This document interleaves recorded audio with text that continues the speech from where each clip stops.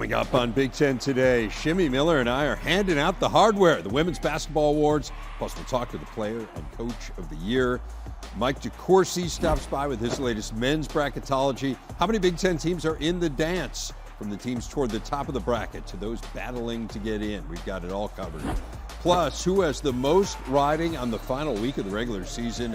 We'll look at the key games in the stretch run on Big Ten Today. Now.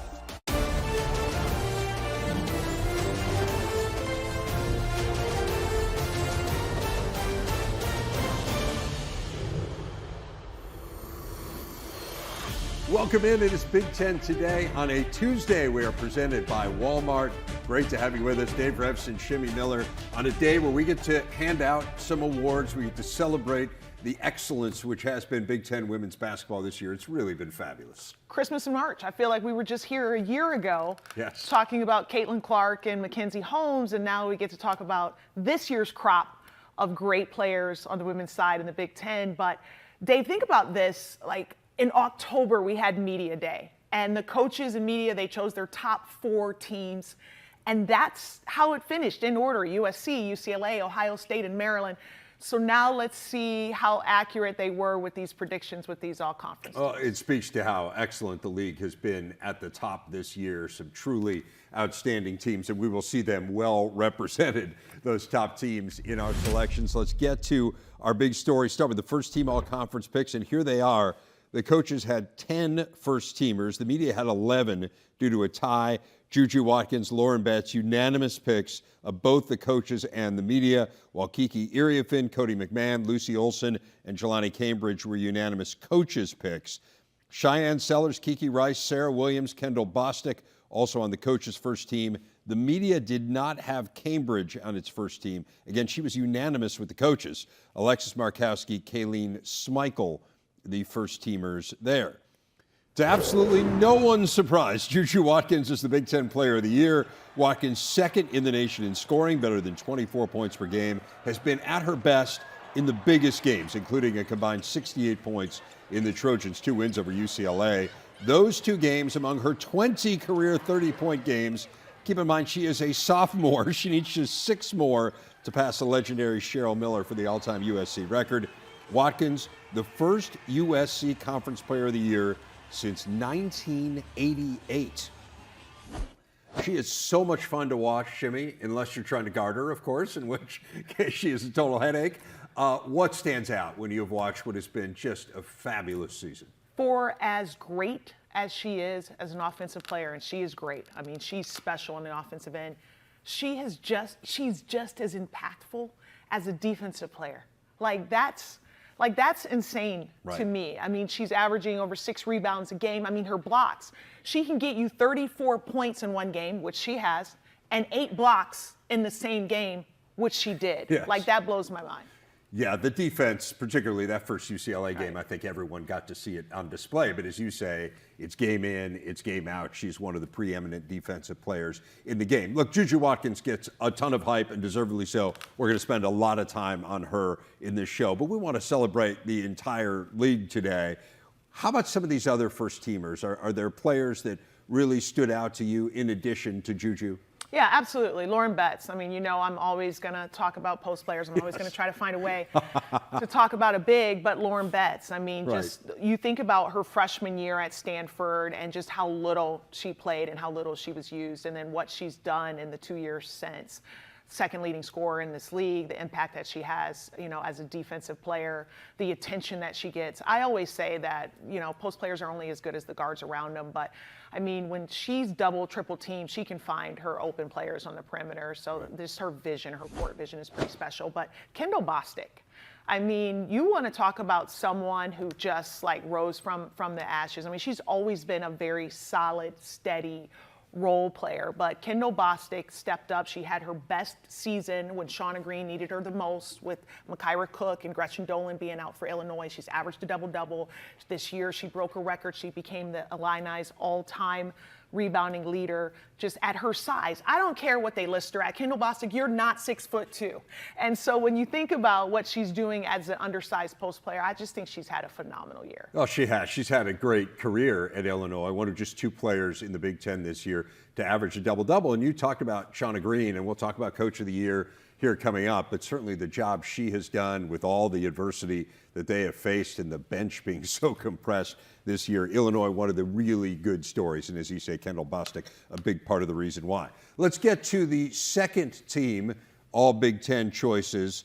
These are all of the players who did not appear on either of the first teams. Obviously, there's some who are on both the first team and the second team, depending on the voting. A lot of agreement here. 9 players total earning this recognition, 8 of them appearing on both the coaches and media teams. It's a list that includes Genesis Bryant, Yarden Garzone, Julia Ayral, Grace Van Sluten, Olivia Olson, Silas Swords, Destiny Adams, and Elle Ladine. And then Hannah Stolke, the one player to make just one of the second team. She was a pick of the media.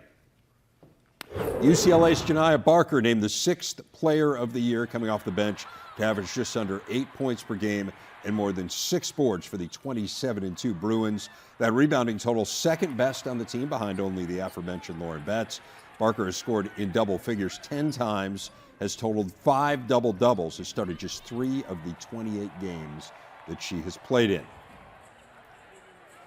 Her teammate Betts is the Big Ten's Defensive Player of the Year. She has been a force inside, ranking 5th in the nation, just under 3 blocks per game, has 73 blocks total, which is a single season school record. She set a single game school record with 9 in UCLA's win over Baylor in January. Betts, the defensive leader of a team that tops the Big Ten in both scoring D and field goal percentage D. And Betts leading the way on the 5-person all-defensive team. The coaches and media agreeing on all 5 players on this list. We were talking earlier, Shimmy, about Watkins, and there she is, one of 2 USC players, along with Rhea Marshall, Taylor Theory of Ohio State, and Wisconsin's Sarah Marshall round out that group. Sarah Williams, I should say, round out that group. So much more to come on the show. As promised, we'll be joined by JuJu Watkins, plus we'll reveal the Big Ten Coach of the Year and be joined by the winner. And Mike DeCourcy waiting in the wings as well. From a huge week for the Big Ten bubble to teams trying to move up in the bracketology world, we've got it all covered. This is Big Ten Today. Plenty more of the Women's Hoops Awards coming up, but we're less than 2 weeks away from having a men's NCAA tourney bracket. Mike DeCourcy updates his seeds each and every day on Fox Sports. Here's what he has today. 11 Big Ten teams in the dance. Michigan State now up to a 2 seed with Wisconsin, Michigan, and Purdue not far behind. So you've got 4 teams with top 4 seeds. Maryland, Oregon, UCLA, Illinois in that next group. And then you got the bubble teams. Indiana in the best shape of that group. They're an 11 seed. Ohio State and Nebraska in the first 4 with the Huskers as the last team into the field. So Mike joins us now. And Mike, big picture first off on kind of where the Big Ten stands. Well, interestingly about if you look at that graphic with the various teams on the various lines, a lot of those teams are itching to break forward. Oregon as a 6 seed, the first 6 seed on my seed list, and with the opportunity against Indiana to perhaps break ahead of some of the teams that are ranked ahead of them. Then they finish with Washington. So you look at Illinois, a team that is listed as an 8 seed. Certainly we know they have a better team than an 8 seed. The resume still needs some work, and they started that very well on Sunday against Michigan. But if they could do a little bit more, they can get up. And I think that's true almost all the way across the board. Wisconsin right there for that last 2 seed. Michigan right there for the 3 seed. That's what it's going to be interesting in general about these teams, is how close they are to mostly climbing forward. Well, let's talk about the highest seeded team in the Big Ten then and their possibilities of moving forward. You have Michigan State as a 2 seed. I understand there's some really strong teams on that one line. I get it. Michigan State's won 5 straight quad 1 games. Now, they have 10 quad 1 wins on the year. The only team that has more is Auburn. There are a couple other teams that also have 10. Michigan State has improved its resume over the last couple weeks more than any team in the country. How close are they to making that move, Mike, and getting on that one line? Well, they put themselves into the conversation by doing what they did over those 5 games. And no one this season, with the exception of whoever wins it all, will go through a better 5 games than what the Spartans just did. And I think that what that does is that puts them in a situation where they're kind of waiting for maybe a lot of carnage in the SEC. You have Florida going to Alabama on Wednesday. You have Alabama going to Auburn on Saturday. And then, of course, you have the SEC tournament in Nashville, where a lot of those teams that are in this picture, Tennessee as well as the other 2 that I mentioned, those teams, if you look at them, they all have the opportunity to be 1 seeds, but some of them are going to have to cancel each other out. And that will perhaps begin tomorrow with that Florida-Alabama game. Auburn and Duke, it's over. I mean, they are 1 seeds. It's not going to be taken away from them. But the other 2 are the ones that are up for grabs, and that's the one that Michigan State can get either Houston's or Alabama's or past Tennessee or Florida. That's what they're trying to do. Their predictive metrics are probably not going to help them. But as they continue to improve their resume metrics and the number of Quad 1 wins, it certainly keeps them in the conversation. And it's pretty amazing, 5 straight Quad 1 wins, and your last 2 games are Quad 1 games. Obviously playing Iowa and then Michigan, the big game at the end of the Big Ten slate here that might help determine who wins the conference. So 2 more opportunities to get Quad 1s for Michigan State. All right, let's focus on Wisconsin. You had them as a 2 seed heading into the weekend. They are now a 3 seed after the loss to Michigan State. Certainly no shame in that. You mentioned the Badgers are really on the precipice there between a 2 and a 3. Assess that resume, if you would, one that is also chock full of Quad 1 wins. Yeah, the thing about Wisconsin relative to the 2 line, St. John's was the team that I put in there, and it was somewhat by default. I mean, St. John's is still under 500 against Quad 1 with only 7 games played at that level. But they did win the Big East Conference, and there was just not enough on Wisconsin's resume to say absolutely you can't take them off. I'm not sure whether or not St. John's stays there. They'd have to continue to excel all the way through the Big East Championship. Wisconsin could get it done with less than that. But one of the things that has been an issue for them all year, if you look at their record, and you mentioned all those Quad 1 wins, they are 2-5 though in Quad 1A, 4-1 in Quad 1B. So the most difficult games they play are the ones on average they haven't been able to get. The next level, they dominate. They are the best Quad 2/Quad 1B team in the country, maybe. They absolutely control that element. And so I think they need to do a little better at the higher level when they get to Indy. They don't get that opportunity with what remains of their regular season. No, they do not. Minnesota and Penn State. But to your point, the only loss outside Quad 1 is against Oregon, which certainly there's no great shame in that, a very high-end Quad 2 loss. I want to get to some of these bubble teams here, Mike, and Indiana is just fascinating. I mean, you have Mike Woodson announcing he's going to step down at the end of the year, and then they have just gotten red hot here. And not only are they in the field, I mean, I understand being in as an 11 is not solid at this point, but we mentioned there are 2 Big Ten teams that are in the field that are behind Indiana. So as you look at the Hoosiers here, who have a couple of huge games down the stretch against NCAA tournament quality teams or fellow bubble teams as well, what stands out about this quest to really author an unlikely tale? What's interesting to me about where they stand is they so firmly established themselves over the 2 other bubble teams. Their resume metrics are up to an average of 40, which if you do the division, takes it down to a 10 seed. And that's a pretty solid number to get in the field. Well ahead now of Nebraska and Ohio State in that category. And they were not near that a couple of weeks ago. So it's quite a comeback from the Hoosiers to get to this level. Now, they have to play Oregon on the road. Not an easy task. And then they have to play a similarly desperate Ohio State team at home in the final game. So it's fast. It's almost as if somebody had a crystal ball, Dave, to have the confluence of Nebraska, Ohio State, and Indiana all playing one another to some degree in this final week. We always talk about how the biggest teams are playing one another when it happens, like Michigan, Michigan State, right. The title leaders at the moment. But now we're getting that at the other end with the bubble teams. It's really cool. I agree. I think it's going to be amazing here down the stretch. The thing that really stands out to me about Indiana is they have 11 losses. Every single one of them is a quad one loss. I mean, I know 11 quad one losses is a lot, but again, you are losing to the elite teams. So you mentioned the bubble teams playing one another, and we have a massive bubble game tonight. Ohio State and Nebraska. These are the last two Big Ten teams that make it in. Again, they're not just being compared to one another. I think that's really important to note, right? They're being compared to everybody. But it is inevitable that there are some massive stakes in this game. Relatively speaking, I know you got Ohio State just a smidge ahead of Nebraska, but give us a sense of where each one of these teams stands heading into this final important stretch. Well, Ohio State, by far, over the other two bubble teams, has the predictive metric advantage.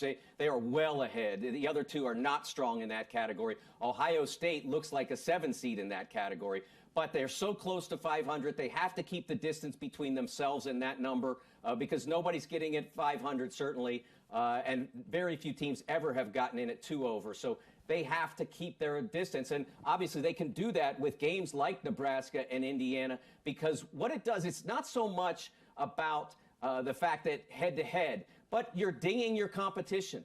They are among your competition. You can't deal with Arkansas. You can't take them on, but you get to take, if you're Ohio State, you get to take on Nebraska and Indiana. And the same with Nebraska going and dealing with Ohio State, and Indiana dealing with Ohio State. That's a real advantage for them in some ways, maybe even better than a team that's already solidly in the field, because you can do two things at once. You can help yourself and you can hurt your competition. We all want to have brotherhood, I guess, in the Big Ten, but at this point, you got to go. Yes, it is a little bit of a zero-sum game. I mean, only 68 teams can make it in. Again, it doesn't have to be at the expense of teams in your conference. And to your point, you have to look broadly at the entire country. But when you're going head-to-head, hey, it's us or them, right? It would be the perspective as you head into the game. All right, so more from Mike coming up later in the show. We do want to turn our attention, though, back to the Women's Awards, the Coach of the Year, fascinating. We've had some incredible coaching performances this year. We will tell you who won and speak to the winner coming up next as we continue on Big Ten Today. USC's Lindsay Gottlieb named the Big Ten Coach of the Year by both the media and her fellow coaches. Gottlieb took over the program 4 years ago, inheriting a team that won 11 games and has won 88 and counting, including a 55-8 mark over the last 2 seasons. The Trojans are 26-2, a record that includes 9 wins over ranked teams, tied for the second most nationally. She's the first USC coach to win a Conference Coach of the Year award in women's hoops since Marianne Stanley did so 32 years ago. And Lindsay Gottlieb joining us now. Coach, congratulations, first of all. What does this award mean to you? Well, thank you. Thank you so much for having me. It's really humbling. We have an 18-team league with 13 NCAA tournament teams and so many great coaches. So to be singled out, by my peers and the media is really something I'm grateful for. As you know, it's a staff award, a team award. None of this happens unless the team wins a championship, unless the staff I have comes to work every day with the right mindset. And so I'm really grateful. Lindsay, I have to say, I was somewhat astonished. I don't think I quite, we're kind of from afar here covering mainly the Big Ten. I don't think I quite realized how difficult a period it had been for USC basketball. I mean, I certainly realized it wasn't at the elite of women's college basketball anymore, but I mean, I think of how great USC women's basketball was when I was a kid and first started following the sport. And then, you took over it at a spot where it was really down, no conference titles in 30 years before this year. So what made you think that you could get it done at USC where others had not?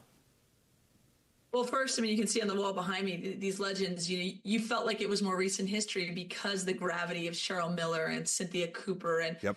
Lisa, Tina, the McGee twins, right? This rich history. But you're right, it hadn't been done in a while. A couple things. I felt USC had the inherent qualities that could make for a winning program in women's basketball. An unbelievable university academically, a great location.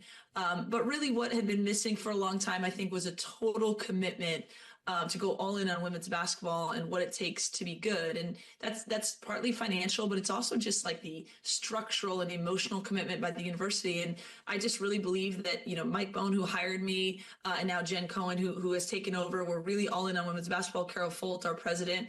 And I just felt like with those things in place, there was no reason this university and this program couldn't be at the top of the women's basketball world, and we're still fighting for that every day. But we've obviously made a big leap pretty quickly, and I credit everyone's commitment to what we're trying to do here. I think your story is pretty amazing, and it's been fairly well documented. You had a really bad injury your senior year in high school. You were going to play at Brown, which you did, but weren't able to play at quite the level that you wanted to, and so gravitated gradually toward being a coach. Why do you think coaching has been such a good fit for you? I spent a lot of time on the bench at Brown. You said it much nicer, but that's what it was. I grew up with a family of lawyers, but I always loved sports. It wasn't until I was in college and I had so many friends who were having collegiate athletic experiences, and some were wildly positive and some were wildly negative. And most of it was about the way they felt about their coach and the way they felt about their team and the chemistry. It wasn't about the dorm food. It wasn't about their biology class. It was about the way that the people made them feel. And so at the same time, I was a big X's and O's nerd. Spent a lot of time watching the other team and what people were running. And at the same time felt like there was an opportunity to have an impact on people. And those two things together, I'm like, wow, this is the profession for me. And I got my first coaching opportunity the day after I graduated from Brown at Syracuse. And I've been a coach every single day of my life since. And so, there have been incredible days and sad days and hard days, but every single day I've been very, very lucky to have a job that I just feel so passionate about and fortunate to have.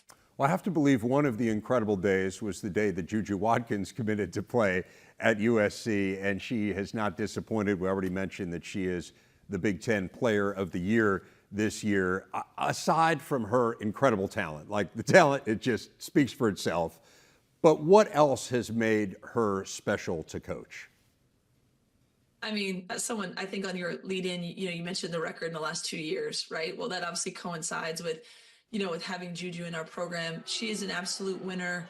The greats in all of athletics, not just women's basketball, like they have this it quality where, you see a look in their eyes and that they're just, able to do things that sort of transcend just the game plan or, what's in front of them. She has a singular focus on self-improvement and then galvanizing a group to be able to do it with her. She's very magnetic. She's incredibly humble, a terrific teammate, but also carries a confidence knowing that she's built for these moments because she's put the work in. And she's just a special, special person and competitor. And I think it's pretty amazing to see the impact she's had on the community and a team and a program in only 2 years. And she's only 19 years old. Well, can't wait to see what's next for her. Can't wait to see what's next for this team. You're heading into the postseason, obviously starting play in Indy coming up on Friday. What's the message to your team as you prepare to embark on what I know you hope will be a very long postseason run? Well, I think, the game on Saturday night kind of was a microcosm of what we've tried to become, right? We have incredible star power with JuJu and Kiki, and they're playing at a high level, but we've really become a team. I don't win this award. We don't win the championship. We're probably not, in a position to do the things that JuJu and Kiki are going to be able to do from an individual level if the entire team hasn't come together. We've got freshmen contributing at an incredibly high level. We've got depth. We've got senior leadership with TVO and Rhea and Clarice. And I think what we want to do is continue to capture that essence of what's made us good, right?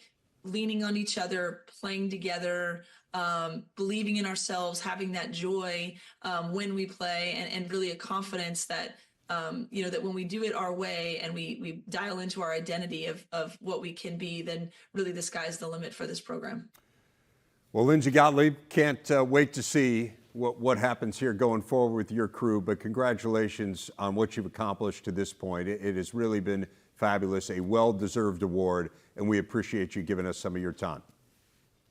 Thank you. There were so many deserving people in our conference, so many great coaches, so I really, it is very humbling. I really appreciate that. Well said. Lindsay Gottlieb and the Trojans, they sit atop the bracket for the Big Ten tourney, which again starts with 3 games tomorrow in Indy, 4 Thursday and Friday. Every game, Thursday, Friday, and Saturday here on the Big Ten Network. Wall-to-wall coverage as we celebrate Big Ten women's hoops. Shimmy, you will be there covering it. You know Lindsay Gottlieb fairly well. Give us some insight into what you think makes her such a great coach. I know Lindsay very, very well, so well that she interviewed me for an assistant coaching position at Cal and did not hire me. But we've stayed in touch. We really connected during that time. This was well over a decade ago. And I'll tell you something, she used the word humbling twice to describe how she felt about receiving this award. And she means it. She is an extremely humble human being. She gave me a book. She sent me a book about 10 years ago. And it's called Legacy. It's about the All Blacks New Zealand rugby national team. And there's a section in that book where it's sweep the sheds, whereas no matter how great they are, they always sweep their own sheds after each practice, because that fosters humility. Humility fosters creativity, which fosters growth. She's all about growth. So it's no surprise to me at all that she's been able to do what she's been able to do as far as get those players to play as a team, a group of talented individuals as a team, because that's what she does. Speaks a lot about not just her as a coach, but who she is as a leader and a human being. There's so much to the mental part of coaching. Obviously, don't need to tell you that because you coached it at such a high level. But that speaks to that, right? This notion of how do you motivate your team and how do you get them to be their best and get better each and every day. And certainly USC has done that under the tutelage of Lindsay Gottlieb. As we wrap up the awards, here are the honorable mention all conference picks. There are 23, I should say, in all. Really showcases the depth of the conference. Plenty of big names here as well. Cindy Parrish, Theron Halleck, Grace Grahalski, just to name a few. Wish we had time to name them all, but congratulations to each and every player who was singled out for excellence today. We mentioned JuJu Watkins preeminent among that group. We are going to talk to JuJu Watkins coming up here on Big Ten Today, the Player of the Year in the Big Ten, set to join us. Stick around. Watkins on the move for USC. She's one of the best passers in the Big Ten. Watkins, one of the best at getting in the passing lane in the nation. Coming off of last season, there's a different air about someone when, you walk in the office a couple weeks later, and I was like, okay, this is sophomore JuJu. She's always had a grace about her. She's always had an ability to handle the spotlight and the pressures. Watkins probing. Now starts her move. And scores! That is absolutely lethal from JuJu Watkins. People who have true greatness within them, they don't settle, they're not satisfied, so she's always trying to get better. JuJu Watkins, the Big Ten Player of the Year as a sophomore. She joins a fabulous list of players to pull that off. Just 8 all-time, including Caitlin Clark, most recently 3 years ago. None of this should come as a surprise. JuJu, the #1 recruit in the country 2 years ago, and more than living up to all of the hype and expectations. JuJu Watkins joins us now for today's big interview. Great to have you with us, JuJu. What did you think when you heard you had won this award? Thank you. I'm so honored to be here. I think this was one of my biggest goals this year, and I'm so glad, we were able to pull it off. Of course, it takes more than me. I'm thankful for Coach Lindsay and the whole team for supporting me throughout this process. And, I'm excited. As well you should be. It's just been fabulous to watch you this year. I think one of the things that stands out is that you have saved some of your best performances for the biggest games, and the most obvious examples I think that stand out to people are the 2 wins over UCLA. What is it about you, like in terms of your ability to motivate yourself and to rise to the occasion at the biggest moments? Yeah, I think that's why I love the game so much is you get moments like this and you get crowds, that make you want to play your best. So Honestly, it's just why I love the game. I always look forward to big moments and just do my best to perform to the best of my ability. I want to help people get to know you a little bit. You are from Watts, so from Los Angeles. You chose to play for a program that hadn't been past the first round of the NCAA tournament since you were 8 months old, which I'm guessing you do not remember. So what made you say USC was the right place for you? Man, it honestly felt like home. I went with my heart when it came to deciding, and like I said, Coach Lindsay, you know, she's the best. I mean, Big Ten Coach of the Year. The team here, the culture, I'm just a big fan of it, and I'm big on energy, and I just got the greatest energy from here, and that's really helped me make my decision. I mentioned that you are from Watts. Your great-grandfather is legendary in that community, doing a lot of work trying to help elevate people's lives. In fact, I know you played basketball when you were a kid in a park that was named after your great-grandfather. So what does it mean to be close to that community, to be doing this near home, near people who helped form the person that you are? Yeah, it definitely means a lot. I think outside of, you know, other reasons and more technical reasons, that's still why I committed to SC as far as like coaching and stuff. One of the other big reasons was being close to family, being close to home, and being able to, you know, just be that something for my community. I think that was really important.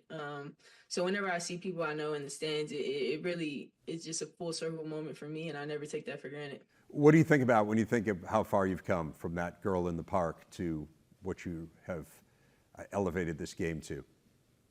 I don't even know. Like I couldn't have seen this. I'm not gonna lie to you. Yeah. But I'm enjoying every moment of it and just continuing to get better.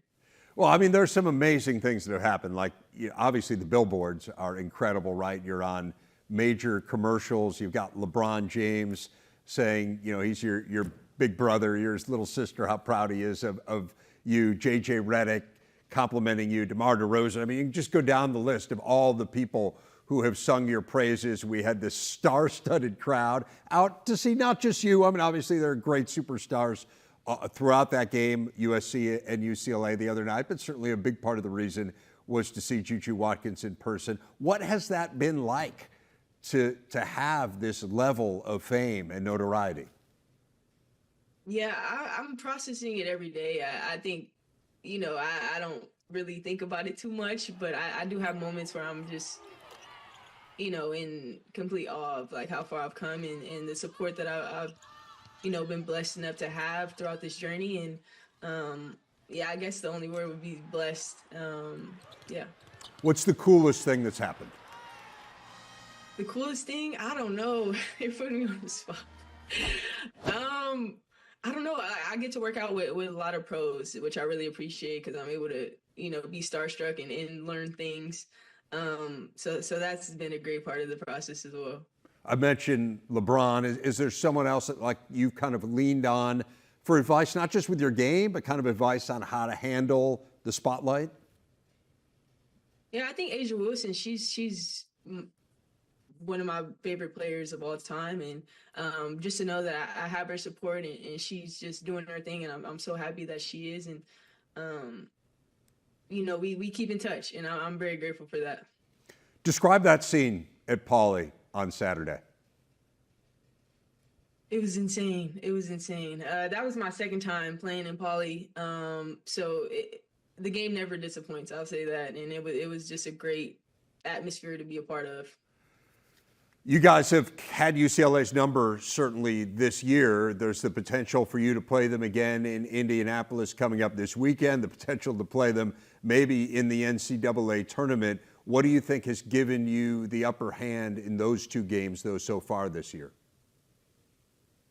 I mean, I couldn't tell you. I think, you know, Coach would break down all the statistics, and I would just say just a desire to win. I mean, like, I think we, you know, we're really tough, and I admire this about this team, and we're always looking to overcome obstacles and get better in any way possible. So I would just say that. kind of intangible things. We just had Coach Gottlieb on, as you mentioned, Big Ten Coach of the Year. What makes her so good? Man, I think she's a player's coach.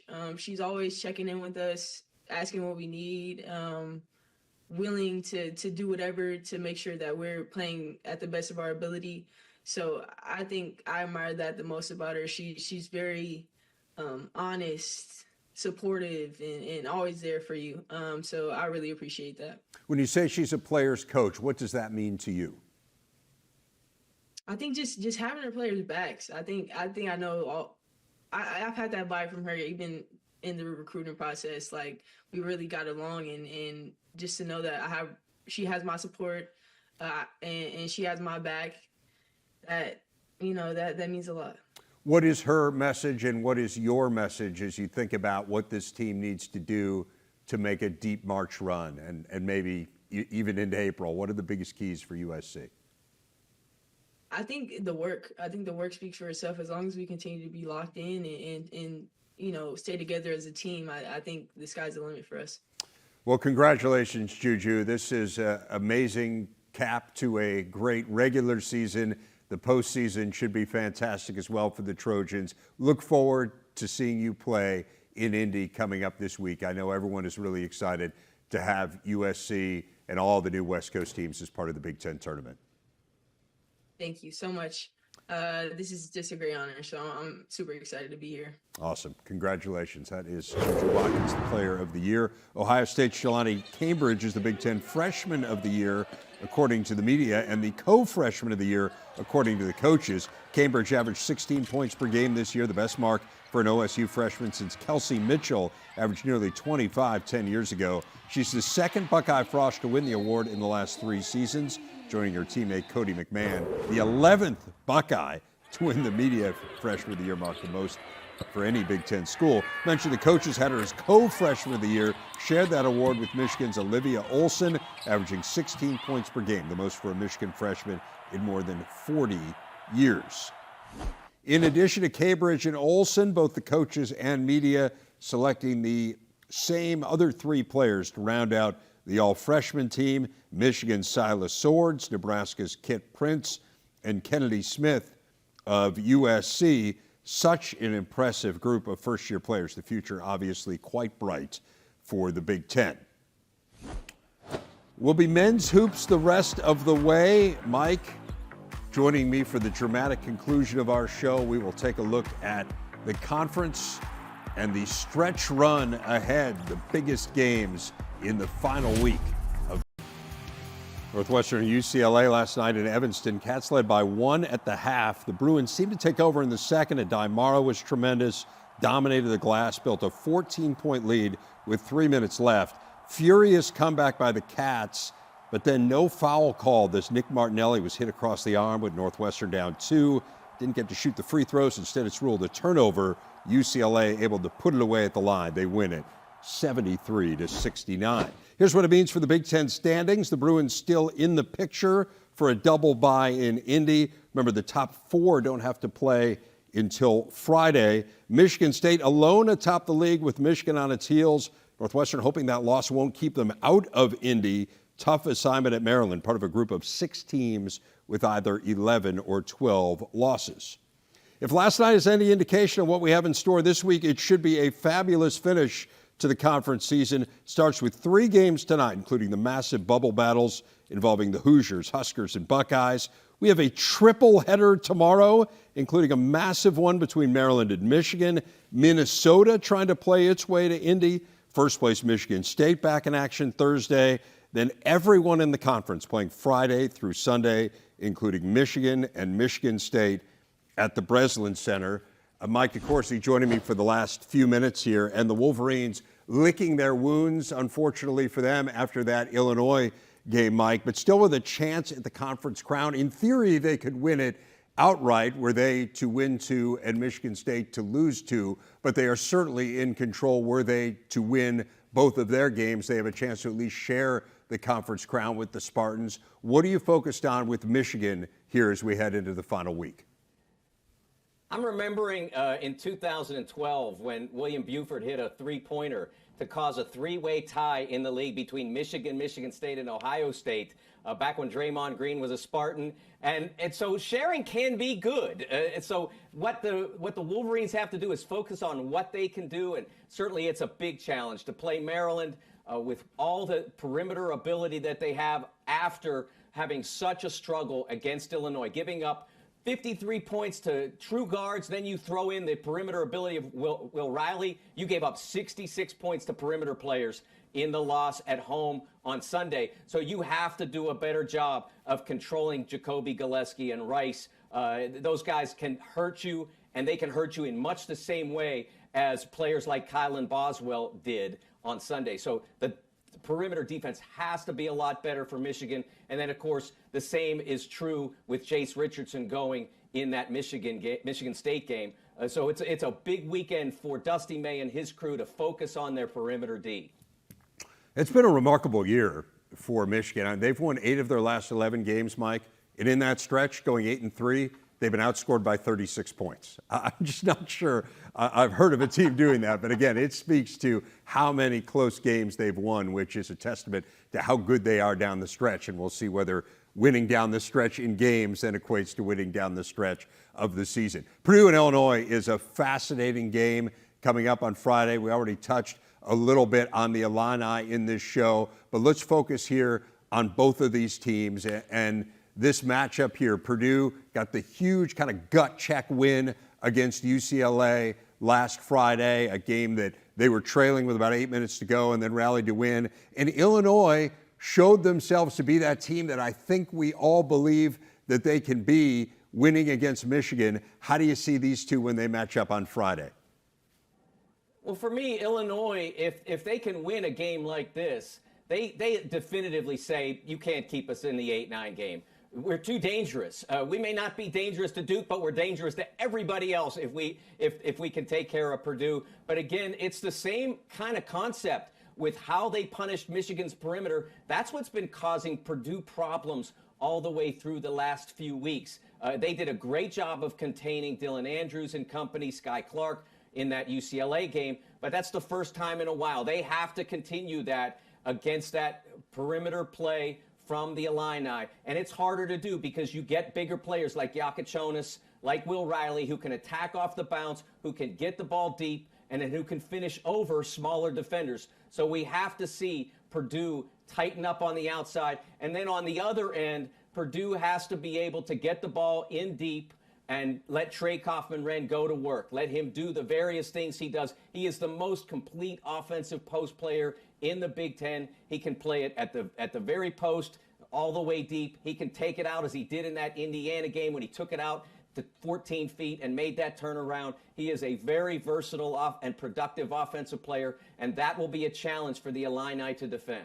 It was certainly a challenge for UCLA. I mean, Kaufman-Renn and Braden Smith were just fantastic, particularly down the stretch in that win against the Bruins. Just aren't many teams with a duo as good as those two. I know you're intrigued by UCLA and USC as well. Tell me why that game's got your attention. Well, I think that rivalries always change things. And although this one, the Trojans have already given up the home game to the Bruins the first time around, they could get a little revenge here. And it's an opportunity for them to really get a good taste on their season. They're among the teams fighting to make sure they get to Indy, so it would be big in that regard. And just being able to do some damage to your rival is always something that's rewarding to a college basketball team. For UCLA, you mentioned before, still the double bye a possibility, getting up on the bracket from a 7 seed that I have to a solid 6 seed is available to them. So there's a lot for them to play for in that sense. I think that the matchup that might be different now is that Adai continues to escalate as an influence. Did not play enough, in my opinion, in the Indiana game, and I thought it cost. Not in the previous game to the Northwestern game, the Illinois game. He did not play enough in that game in order to for them to win that game. The Purdue game, excuse me. I lost track of which one it was.